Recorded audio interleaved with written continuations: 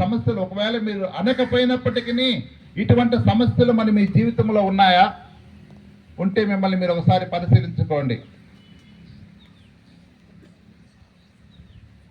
నాకు నెమ్మది దొరకదాయను అని నీవు అనుకొనిచున్నావు. నీవు అతనికి ఈ మాట తెలియచేయమని యెహోవా సెలవిస్తున్నాడు. నేను కట్టిన దానిని నేను పడగొట్టుచున్నాను, నేను నాటిన దానిని పెళ్లగించుచున్నాను, సర్వభూమిని గూర్చి ఈ మాట చెప్పుచున్నాను. నేను ఎప్పుడు కూడా, దయచేసి మీరు గమనించాలి, మరి దేవుడు ఈ వాక్యాన్ని మరి ఎందుకు నేను మీతో మాట్లాడుతున్నానో నేను సరదాగా కొన్ని విషయాలు చెప్తాను.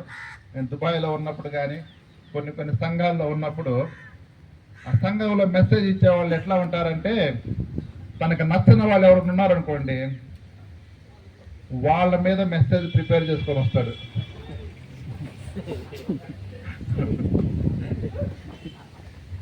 కాసేపు అందరూ గ్యాప్ తీసుకొని నవ్వుకోండి.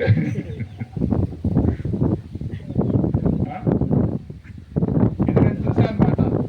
ఎవరన్నా సంఘ పెద్ద కానీ, ఎవరన్నా సంఘంలో ఒక గ్రూప్ కానీ, ఒక వ్యక్తి కానీ ఆయనకి సపోర్ట్ చేయకుండా ఆయనకి వ్యతిరేకత కలిగి ఉంటే ఆయన ఏం చేస్తారు?